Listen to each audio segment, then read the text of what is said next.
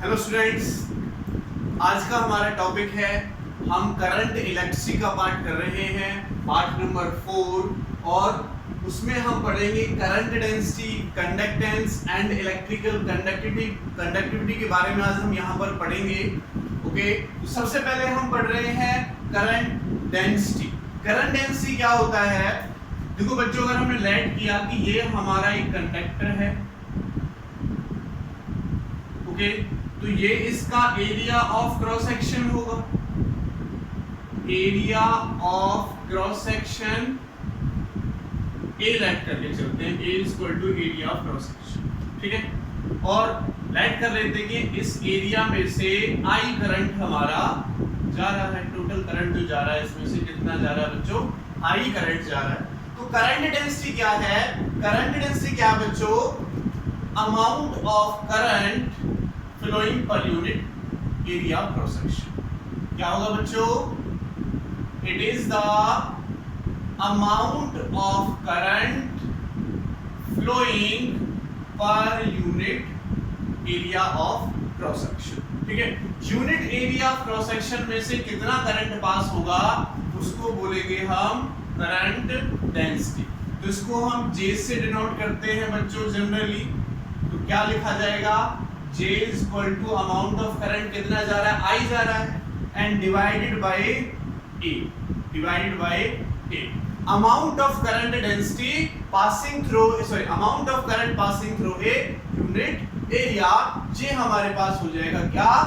Current density हो जाएगी। अगर देखो मैं इसकी यूनिट निकालूं, यूनिट और SI यूनिट की मैं बात करता हूँ, SI यूनिट निकालूं तो देखो करंट की क्या होती है? एम्पियर, और इसकी क्या होती है? मीटर। तो एम्पियर पर मीटर स्क्वायर क्या आ जाएगी इसकी? SI यूनिट निकल कर आ जाएगी। क्या आ जाएगी बच्चों इसकी? SI यूनिट निकल कर आ जाएगी। ओके, अब एक केस और लेते हैं, मान लेते हैं ये जो कंडक्टर है बच्चों, ये जो कंडक्टर है इसका एरिया ऑफ क्रॉस सेक्शन कुछ इस टाइप से, इसका एरिया ऑफ क्रॉस सेक्शन जो है वो थोड़ा सा करंट के साथ, करंट की डायरेक्शन मान लेते हैं ये है, ओके। करंट के साथ, करंट अगर हमारा इधर फ्लो होता है तो करंट के साथ ये इसका जो एरिया वेक्टर है, एरिया वेक्टर ए, वो मान लेते हैं थीटा एंगल बना रहा है। तो करंट के अलोंग इसका कंपोनेंट क्या हो जाएगा बच्चों? ए cos थीटा। करंट के अलोंग इसका जो एरिया ऑफ क्रॉस सेक्शन है वो क्या हो जाएगा? ए cos थीटा हो जाएगा। तो इस केस में जो करंट डेंसिटी है वो लिखी जाएगी I by A cos theta. और करंट किसके इक्वल हो जाएगा? I equal to J into A cos theta, और करंट हो जाएगा बच्चों इंटू J डॉट ए। क्या हो जाएगा current? J dot A. Okay, current क्या हो जाएगा? J dot A. तो J के ऊपर मैंने वेक्टर लगाया, तो जो करंट डेंसिटी है, करंट डेंसिटी कैसी क्वांटिटी है बच्चों? Is a vector quantity. Current density कैसी क्वांटिटी है? वेक्टर क्वांटिटी है। और इसकी जो डायरेक्शन हम देते हैं, तो डायरेक्शन देते हैं जिधर हमारा पॉजिटिव चार्ज पार्टिकल मूव करेगा, जिधर पॉजिटिव चार्ज पार्टिकल मूव करेगा वही हमारे पास करंट डेंसिटी की डायरेक्शन होगी, वही करंट डेंसिटी की डायरेक्शन होगी। अगर मैं लाइट कर लेता हूं, ठीक है, कि ये स्मॉल एरिया में से स्मॉल करंट पास हो रहा है, तो तब फॉर्मूला क्या बनेगा? DI equal to J dot DA हो जाएगा, अगर स्मॉल एरिया DA लिया है, या फिर इसको DS मानोगे तो यहाँ पर DS भी मान सकते हो, ठीक है, स्मॉल एरिया DS। तो तब इंटीग्रेशन कर देंगे बोथ साइड, तो तब हमारे पास करंट डेंसिटी इनटू एरिया का इंटीग्रेशन हमें करंट मिलेगा। यानी I इक्वल टू क्या हो जाएगा बच्चों? J DS का इंटीग्रेशन हो जाएगा, J DS का क्या हो जाएगा बच्चों? इंटीग्रेशन हो जाएगा, उस केस में हमारा करंट। तो ये हमारी करंट डेंसिटी थी, ये बात समझ में आई। करंट डेंसिटी क्या होती है? Amount of current flowing through a unit area इसकी एसआई यूनिट हमने आपको बता दी। अगर थोड़ा सा एरिया ऑफ क्रॉस सेक्शन का जो एरिया वेक्टर है वो अगर करंट जिधर हमारा फ्लो होता है उसके साथ थीटा एंगल बनाता है, तब करंट डेंसिटी हमारी इस फॉर्म में लिखी जाएगी और करंट हमारा इस फॉर्म में लिखा जाएगा। करंट डेंसिटी कैसी क्वांटिटी है? वेक्टर क्वांटिटी है बच्चों। कैसी क्वांटिटी है? वेक्टर क्वांटिटी है। और करंट अगर हमें निकालना हो तो J और ds की क्या कर देंगे? इंटीग्रेशन कर देंगे, यानी करंट डेंसिटी का with respect to surface area क्या कर देंगे? इंटीग्रेशन कर देंगे, तो हमें क्या मिल जाएगा? करंट मिल जाएगा। चलो अब एक छोटा सा रिलेशन और देखते हैं, relation between current density and drift velocity. ठीक है, यहीं पर देख लेते हैं क्या है हमारे पास बच्चों। रिलेशन हम निकाल रहे हैं, रिलेशन बिटवीन करंट डेंसिटी यानी J एंड ड्रिफ्ट वेलोसिटी यानी Vd, इनके बीच में रिलेशन निकाल रहे हैं। तो देखो क्या होगा, वी नो दैट जो करंट डेंसिटी है, सॉरी I जो है वो किसके इक्वल है? NaEVd के इक्वल होता है। और यहां से देखो अगर I इस A को मैं इसके नीचे ले आता हूं तो क्या हो जाएगा? NeVd। और I by A किसके इक्वल है? I by A current density के इक्वल है। तो इसको क्या लिखेंगे बच्चों? J is equal to NeVd। ये हमारे पास फॉर्मूला निकल कर आ गया। ये हमारे पास फॉर्मूला निकल के आ गया, J is equals to NeVd। तो J और Vd के बीच का रिलेशन निकल कर आ गया। इसको मैं यहाँ लिख लेता हूँ, अगर मुझे इसकी जरूरत पड़ेगी तो इस फॉर्मूले को मैं यूज कर लूंगा। एक मैंने निकाला I by E। ठीक है, ये दो फॉर्मूले मैंने अभी तक निकाले हैं, दोनों फॉर्मूले को मैंने यहाँ पर लिख लिया। ये करंट डेंसिटी थी। आगे चलते हैं, आगे क्या हमारा बच्चों? कंडक्टेंस है। तो अब हम पढ़ते हैं कंडक्टेंस। कंडक्टेंस क्या होता है?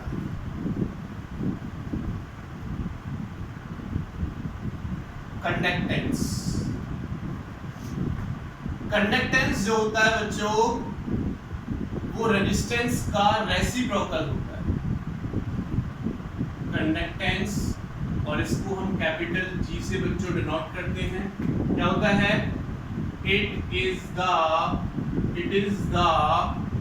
Reciprocal of resistance. रेजिस्टेंस का रेसिप्रोकल होता है कंडक्टेंस, यानी G इक्वल टू हो जाएगा बच्चों 1/r। G इक्वल टू क्या हो जाएगा? 1/r। अगर मैं इसकी SI यूनिट देखता हूं तो रेजिस्टेंस की यूनिट क्या होती है? ओम। तो इसको लिख देंगे पर ओम। ठीक है, और MHO वो भी यानी उल्टा, इसको पूरा उल्टा कर देंगे, M को पहले H को पहले, ये भी इसकी एक यूनिट होती है। और एक यूनिट और होती है बच्चों इसकी साइमन। कंडक्टेंस की एक यूनिट और होती है साइमन। तो ये इसकी क्या हो जाएगी बच्चों? यूनिट हो जाएगी। ओके, चलो अब आगे क्या बचा हमारे पास? Electrical conductivity. अब हम पढ़ेंगे इलेक्ट्रिकल कंडक्टिविटी के बारे में। इलेक्ट्रिकल कंडक्टिविटी क्या होती है? ठीक है, तो जैसे कंडक्टेंस रेजिस्टेंस के उल्टा होता है, रिवर्स होता है, similarly it is reciprocal of resistivity. ये रेजिस्टिविटी के रेसिप्रोकल होती है, यानी कंडक्टिविटी को बच्चों सिग्मा से शो करते हैं। ये 1/ρ के इक्वल हो जाएगा। किसके इक्वल हो जाएगा? 1/ρ के इक्वल हो जाएगा। और आपको याद हो तो ρ की वैल्यू क्या निकाली थी हमने? m/ne² टाउ निकाला था। तो अगर मैं इसको उल्टा करता हूं तो ne² टाउ बाई m हमारे पास क्या आ जाएगी? कंडक्टिविटी आ जाएगी। थर्ड लेक्चर इसका देख लेना, वहां पर हमने रेजिस्टिविटी निकाली हुई है, रेजिस्टिविटी की वैल्यू ये हो जाएगी। तो ये हमारे पास इसकी वैल्यू निकल कर आ गई। अगर इसकी SI यूनिट की मैं बात करूं, SI यूनिट तो रेजिस्टिविटी के रिवर्स है, तो जो रेजिस्टिविटी की यूनिट है उसका क्या हो जाएगा? उल्टा हो जाएगा। तो रेजिस्टिविटी यूनिट क्या होती थी? ओम मीटर, तो इसकी पर ओम और पर मीटर हो जाएगा। ओम को ऐसे भी लिख सकते हैं MHO पर मीटर। तो अब देखो ओम पर ओम साइमन के इक्वल भी है, पर ओम साइमन के इक्वल भी है, तो साइमन की फॉर्म में लिखना हो तो साइमन पर मीटर, है ना। क्या हो जाएगा हमारे पास बच्चों, साइमन पर मीटर इसकी यूनिट हो जाएगी। क्लियर है, बात समझ में आ गई। रेसिस्टिविटी की ओम मीटर ही होती थी, रो एल बाई ए, ठीक है। ये होता था R equal to rho L by A, rho निकालोगे तो R into A by L, तो ohm metre square, metre cut जाता है, ठीक है। तो यही होती है हमारे पास, जिसकी यूनिट्स निकल कर आ जाएंगी इसकी कंडक्टिविटी की। अब देखो जो ये कंडक्टिविटी है ये मेरा किस किस फैक्टर पर डिपेंड कर रहा है। अगर मैं कंडक्टिविटी देखूं तो कंडक्टिविटी एक तो डिपेंड कर रही है नंबर डेंसिटी पर, बाकी जो E है ये भी कांस्टेंट, M भी कांस्टेंट, और दूसरा कंडक्टिविटी डिपेंड कर रही है बच्चों रिलैक्सेशन टाइम पर। तो मैं कह सकता हूं कि ये नेचर पर डिपेंड कर रही है। इस पर डिपेंड कर रही है बच्चों nature of conductor, nature of conductor की कंडक्टर का नेचर कैसा है।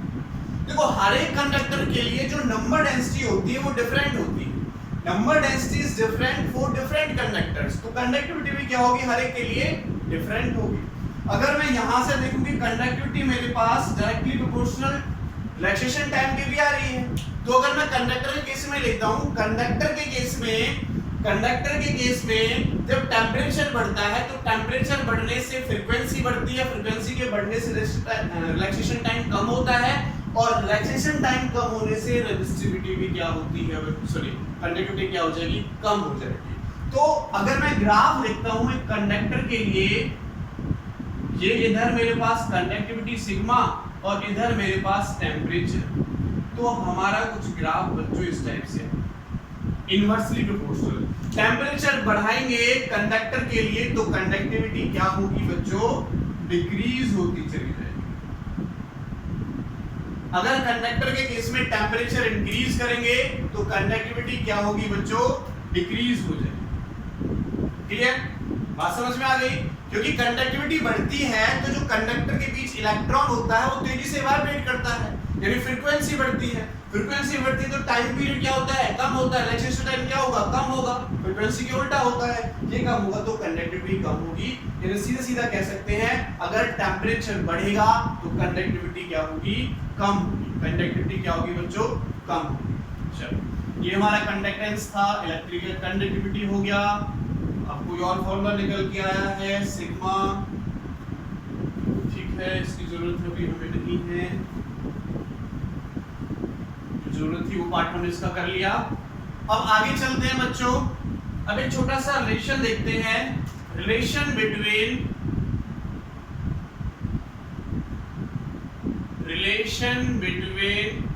Current density sigma and electric field, और इसको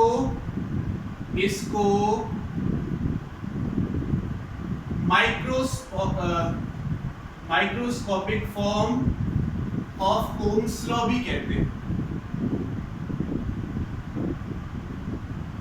ओम्स लॉ की ये माइक्रोस्कोपिक फॉर्म है, ठीक है। तो इनके बीच में अब हमें रिलेशन देखना है, तो रिलेशन देखते हैं। चलो एज ये आपको पता है बच्चों, I इक्वल टू क्या होता है, NAE BD के इक्वल होता है, ओके।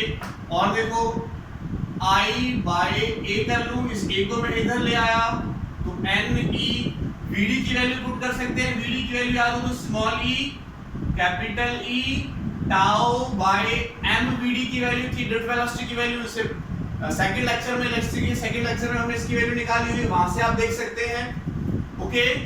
तो देखो ये करंट डेंसिटी हो गई J is equal to NE square हो गया, टाउ बाय m हो गया इनटू E हमारे पास बचा। अब हमें ये और लाना है। अच्छा ये बताओ J is equal to E by, इस चीज को m तो नीचे लिखा हुआ है, इस चीज को मैं इसके नीचे ले जाऊं NE स्क्वायर टाउ, और ये आपको अगर याद है तो इसके इक्वल है रेडिस्टिविटी के इक्वल, अभी हमने किया था। इसके इक्वल है बच्चों, रेडिस्टिविटी के इक्वल है। तो यहां से E बाई क्या हो जाएगा, रो हो जाएगा तो एक रिलेशन हमने ये देखा J इक्वल टू क्या हो गया बच्चों E बाई रो, और 1 बाई रो किसके इक्वल है बच्चों सिग्मा E के इक्वल है। तो एक रिलेशन हमने ये निकाल लिया J is equal to sigma E आ गया। J इज इक्वल टू क्या हो गया बच्चों सिग्मा E हमने यहां से निकाली। ये रिलेशन हो गया और ये रिलेशन हो गया। क्या था रिलेशन बिटवीन निकालना था J सिग्मा एंड E, तो हमने J सिग्मा और E के बीच में रिलेशन निकाल लिया J सिग्मा E। ठीक है, तो सिग्मा क्या है करंट डेंसिटी, क्या है इलेक्ट्रिक फील्ड, और J क्या है बच्चों हमारे पास डेंसिटी। चलो बच्चों अब आगे चलते हैं नेक्स्ट टॉपिक की तरफ। ये मैंने साइड में लिख लिया, जैसे जरूरत पड़ेगी फॉर्मूलेस को हम लिख लेंगे। अब हम यहाँ पर रिलेशन पढ़ेंगे, relation between current density and drift velocity या मोबिलिटी। ड्रिफ्ट वेलोसिटी बीच में तो हमने पढ़ लिया, अब पढ़ते हैं रिलेशन बिटवीन इलेक्ट्रिकल रेजिस्टिविटी यानी row and mobility.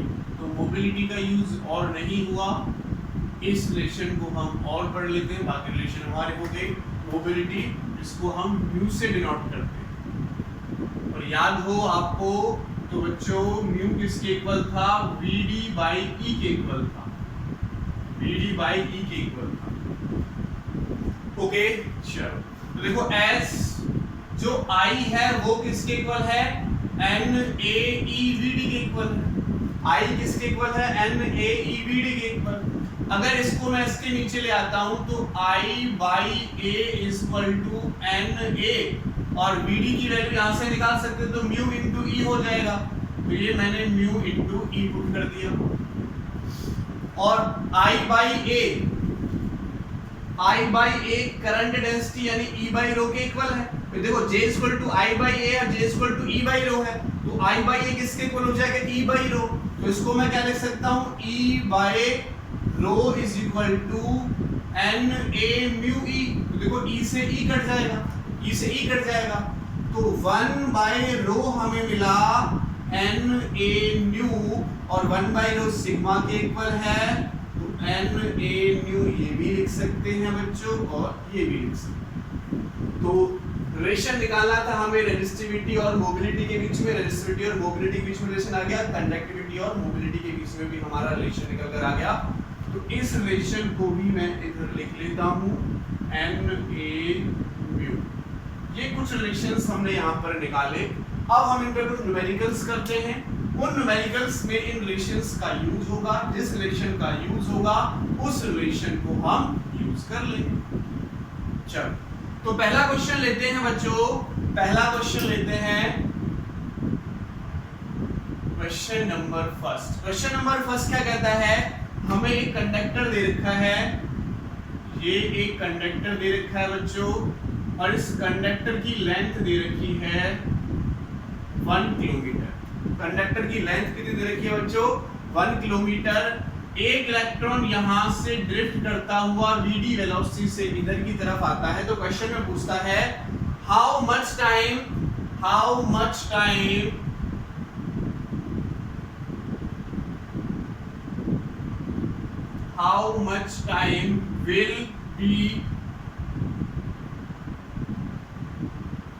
will be taken by electron to reach the other end। Electron को यहां से यहां तक पहुंचने में कितना टाइम लेना पड़ेगा वो आपको निकालना है। और गिवन क्या है, इसका एरिया ऑफ क्रॉस सेक्शन दे रखा है बच्चों हमें 1 mm स्क्वायर। इसका एरिया ऑफ क्रॉस सेक्शन दे रखा है, और इस कंडक्टर के अंदर जो करंट जा रहा है, एरिया ऑफ क्रॉस सेक्शन में यहां पर लिख लेता हूं 1 mm स्क्वायर, और जो करंट इसके अंदर जा रहा है बच्चों वो दे रखा है 4.5 एम्पियर। और नंबर डेंसिटी दे रखी है हमें, given number density n is equal to कितनी है 10⁻²8। क्या निकालना है बच्चों आपको कि इलेक्ट्रॉन को यहां से यहां तक पहुंचने में कितना टाइम लेना पड़ेगा। तो देखो यहां से यहां तक पहुंचने में अगर मैं टाइम निकालता हूं तो L/VD के इक्वल होगा कि यहां से यहां तक इसकी लेंथ कितनी है और ड्रिफ्ट वेलोसिटी कितनी है, एवरेज वेलोसिटी कितनी है। अब देखो VD, और VD आपको पता है I = NAE VD होता है इस वाले फॉर्मूले से, सॉरी पहले फॉर्मूला निकाल चुके हैं, और VD यहां से निकालेंगे तो I/NAE हो जाएगा। यहां वैल्यू पुट कर दो तो क्या हो जाएगा T = L/VD। तो VD की वैल्यू कितनी है I, और ये ऊपर चला जाएगा NAE पे VD की वैल्यू पुट की I और NAE ऊपर चला गया। तो देखो बच्चों हमारे पास T = क्या हो जाएगा L, L कितना 1 किलोमीटर यानी 10⁻³ नंबर डेंसिटी कितनी है 10⁻28। Area of cross section 1 mm² का मतलब 10⁻⁻6 और इलेक्ट्रॉन पर चार्ज होता है 1.6 10⁻⁻19 एंड डिवाइड बाय करंट कितना है बच्चों 4.5 एम्पीयर। इसको सॉल्व कर सकते हो आप इसको आगे सॉल्व कर सकते हो। तो पहले पावर्स को सॉल्व कर लो, 10⁻⁻6 से 25 हो जाएगा, 3 यहाँ से बचेगा तो ये बचेगा 1.5 अपॉन 4.5 इंटू 10⁻⁶, ठीक है, और 10⁻⁻ क्या हो जाएगा 6 ही होगा, ये -6 और ये माइनस क्या हो जाएगा 19। तो 25 में से क्या बचेगा 3 बचेगा, 3 यहाँ से हो गया, और जो इसको कटता है और काट के इसकी वैल्यू आप कैलकुलेट कर ही सकते हो इसको इससे काट के, ठीक है। तो ये हमारे पास इतने सेकंड हमारे पास इसका आंसर निकल कर आ जाएगा। पॉइंट से पॉइंट हटा दोगे, सॉल्व कर दोगे इसको, तो ये हमारे पास टाइम निकल कर आ जाएगा। क्लियर है बच्चों? तो ये हमारा था क्वेश्चन नंबर फर्स्ट। अब हम चलते हैं क्वेश्चन नंबर सेकंड की तरफ। क्वेश्चन नंबर सेकंड की तरफ चलते हैं कि हमारा क्वेश्चन क्या कहता है। बहुत सिंपल सा क्वेश्चन था। क्वेश्चन नंबर सेकंड भी थोड़ा सा सिंपल सा ही क्वेश्चन होगा। क्वेश्चन नंबर थर्ड थोड़ा सा हार्ड होगा। क्वेश्चन नंबर फोर्थ भी थोड़ा सा हार्ड होगा। तो क्वेश्चन नंबर सेकंड हमारा क्या कहता है बच्चों? ये कहता है कि हमें एक कंडक्टर दे रखा है और इस कंडक्टर की कुछ साइड्स हमें दे रखी हैं, ठीक है। ये वाली जो साइड है मैं एरिया ही कह सकता हूँ, स्क्वायर साइड है, ये दोनों इक्वल हैं, तो 6 mm into 6 mm, yes 6 mm into 6 mm इसका एरिया हमें गिवन है। और इस कंडक्टर की जो लेंथ है बच्चों यहाँ से यहाँ तक वो लेंथ दे रखी है 10 मीटर। 10 मीटर यहाँ से मेरा करंट इसमें एंटर करता है, तो जो करंट की वैल्यू है वो भी हमें गिवन है 3.6 एम्पियर। 3.6 एम्पियर हमें इसकी वैल्यू गिवन है। नंबर डेंसिटी भी दे रखी है, नंबर डेंसिटी दे रखी है 8.5 इंटू 10⁻28 पर मीटर क्यूब। कहता है find the magnitude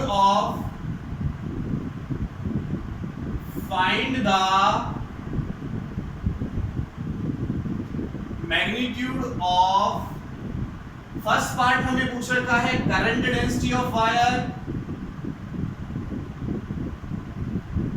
current density of wire. Second part हमें दे रखा है बच्चों the electric field in the wire,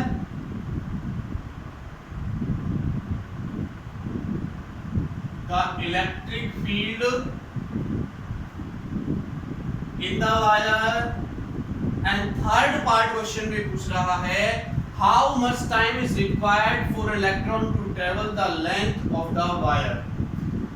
यानी एक इलेक्ट्रॉन को यहां से यहां तक क्रॉस करने में, यहां से यहां पहुंचने में कितना टाइम लगा। टाइम टेकन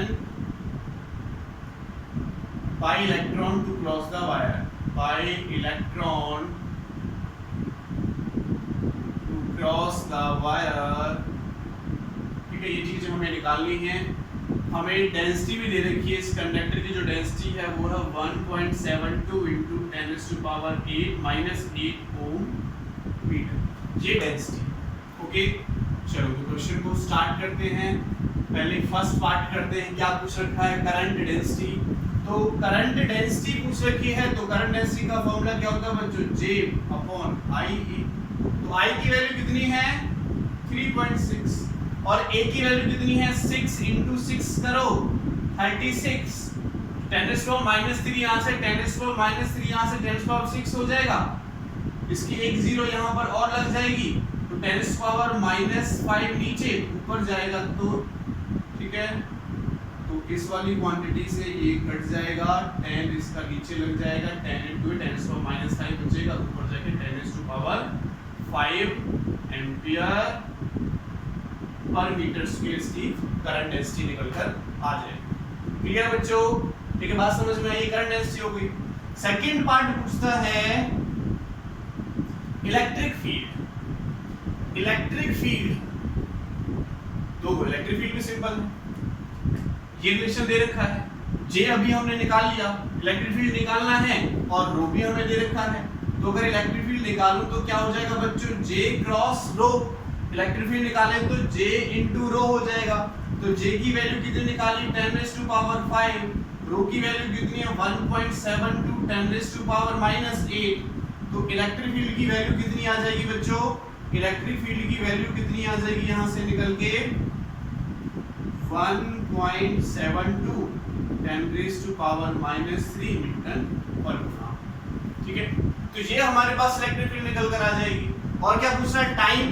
तो टाइम के लिए भी आपको फॉर्मूला पता है, T = क्या होता है L/Vd। ठीक है, तो L तो आपके पास है कितना 10 मीटर दे रखा है। Vd कैसे निकालें, तो वैसे तो Vd का फॉर्मूला आपको पता ही है, अभी थोड़ी देर पहले भी हमने यूज किया था, I/, क्या निकल के आया था NaE। तो N भी दे रखा है, A भी है और E भी है। ठीक है, पुट कर दो, क्या हो जाएगा बच्चों, L/Vd की वैल्यू I यहाँ पर हो जाएगी और NaE हमारा यहाँ पर हो जाएगा। तो वैल्यूज पुट करनी है, सॉल्व कर दो, वैल्यू पुट करो। देखो L की वैल्यू कितनी है 10, N की वैल्यू दे रखी है हमें, N की वैल्यू दे रखी है 8.5 10⁻28 इनटू एरिया क्रॉस सेक्शन कितना है बच्चों 6 × 6 करोगे तो 36 × 10⁻⁻6 इसमें जो चार्ज होता है 1.6 10⁻⁻19 एंड डिवाइडेड बाय करंट। तो करंट की वैल्यू कितनी है 3.6। तो इसको आप सॉल्व कर सकते हो। तो यहां से हमारा टाइम निकल कर आ जाएगा, सॉल्व करोगे तो टाइम आएगा 1.36 × 10⁻6 सेकंड। तो लगभग हमारे पास ये टाइम निकल कर इसका आ जाएगा जब एक इलेक्ट्रॉन हमारा इस कंडक्टर को यहां से यहां तक क्रॉस करेगा। तो ये हमारा सेकंड क्वेश्चन था। अब चलो नेक्स्ट क्वेश्चन की तरफ चलते हैं, थोड़ा सा हार्ड होगा। नेक्स्ट क्वेश्चन करते हैं, क्वेश्चन नंबर 3। तो क्वेश्चन नंबर 3 क्या कहता है बच्चों, क्वेश्चन नंबर 3 देखते हैं क्या कहता है। हमें तो एक कंस्ट्रक्टर दे रखा है, कुछ इस टाइप से बना हुआ है, इस टाइप से बना हुआ है कुछ।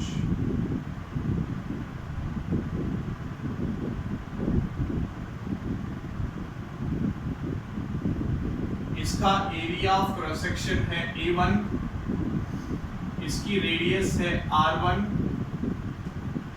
तो जो इस पॉइंट की रेडियस है R1, तो R1 हमें गिवन है बच्चों, R1 हमें दे रखा है 2 mm, और इस वाले पार्ट की जो करंट डेंसिटी है J1 वो भी हमें दे रखा है, वो हमें दे रखा है बच्चों 4.2 10⁵5, 4.2 10⁵5 एम्पियर पर मीटर स्क्वायर। इसकी रेडियस दे रखी है हमें R2 और ठीक है और कुछ नहीं दे रखा, ये चीज हमें गिवन है। यहाँ से हमारा करंट फ्लो होगा I1 और यहाँ से मान लेते हैं I। तो क्वेश्चन में क्या पूछता है हमसे, ये फर्स्ट पार्ट जो पूछता है how much current flows through the construction, how much current flows through the constriction। इस कंस्ट्रक्शन में से कितना करंट फ्लो होगा ये निकालना है। और सेकंड पार्ट हमसे पूछता है if J should be doubled, J यानी जो करंट डेंसिटी है शुड बी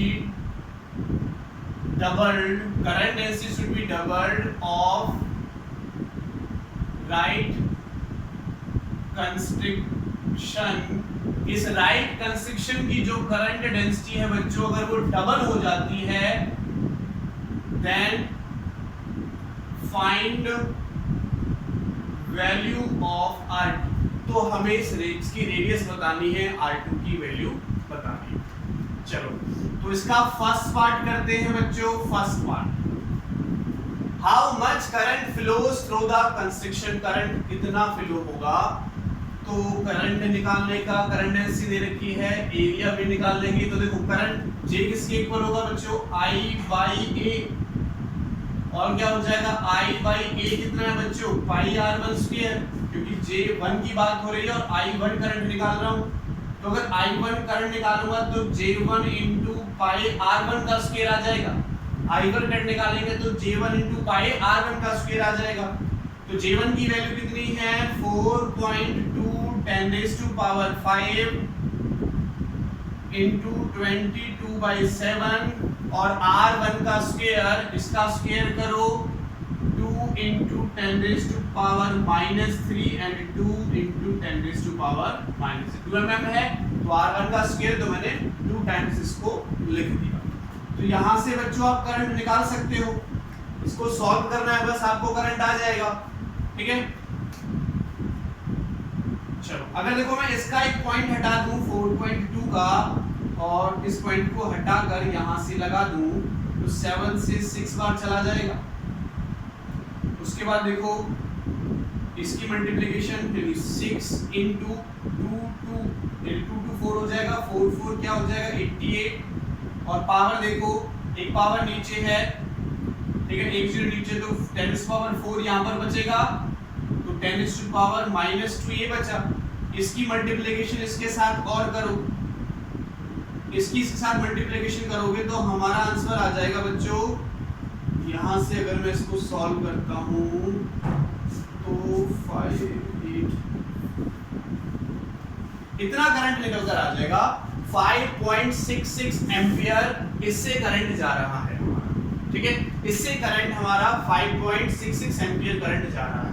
अब सेकंड पार्ट में क्या पूछता है if J should be double, अगर J को डबल कर दे यानी जो J2 है वो क्या हो जाए बच्चों 2J1 के इक्वल हो जाए, 2J1 के इक्वल हो जाए तो आपको R2 निकालना है। ओके तो आपको क्या निकालना है बच्चों R2 निकालना है। तो हमने करंट निकाल लिया, करंट निकाल लिया। तो देखो एक बात बताओ मुझे, एक बार जो करंट यहाँ पर एंटर कर गया तो वो करंट यहाँ से निकलेगा, इसका मतलब जो करंट इसमें है वही करंट इसमें आएगा। तो मैं ये लिख सकता हूँ, मैं ये लिख सकता हूँ कि जो I1 है वो मेरा I2 के इक्वल है। I1 किसके इक्वल है I2 के इक्वल, जितना करंट इसमें उतने करंट इसमें। तो I1 किसके इक्वल है बच्चों J1 A1 के इक्वल, और I2 किसके इक्वल है J2 A2 के इक्वल। और देखो J1 A1 J2 किसके इक्वल दे रखा है हमें, डबल दे रखा है J1 के, तो डबल हो जाएगा J1 के और A2, तो इससे ये कट इससे ये कटेगा। तो हमें क्या निकालना है बच्चों A2 निकालना है। तो अगर मैं A2 निकालता हूं तो A1 का क्या आ जाएगा 2 आ जाएगा। रेडियस निकालनी है, इसकी रेडियस निकालो तो पाई R2 का स्क्वायर और पाई R1 के स्क्वायर का बाई रूट ये कट जाएगा। तो देखो अगर मैं R2 निकालता हूं तो R1 बाई रूट 2 हो जाएगा और R1 कितना है 2m यानी 2 × 10⁻³ डिवाइड बाई रूट 2 और क्या हो जाएगा R2 = ये क्या हो जाएगा रूट 2 × 10⁻³ और R2 की वैल्यू आ जाएगी 1.14 मिलीमीटर। ठीक है, ये हमारे पास R2 की वैल्यू निकल कर आ गई। क्लियर है बच्चों, बात समझ में आई सबको? तो ये हमारे पास R2 की वैल्यू निकल कर आ गई। ये हमारे पास था क्वेश्चन नंबर 4। अब हम चलते हैं क्वेश्चन नंबर 3 था, क्वेश्चन नंबर 4 की तरफ चलते हैं।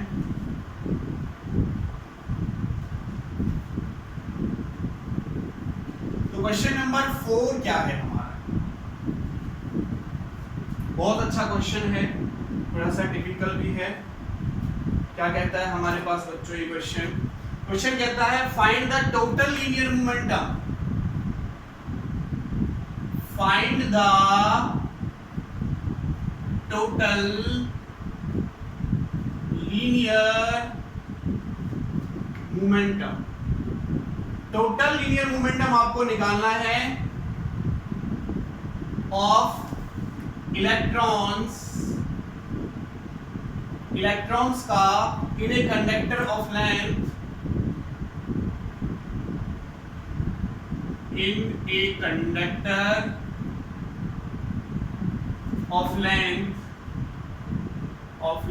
यानी L हमें दे रखी है बच्चों कितनी 1000 मीटर कैरिंग ए करंट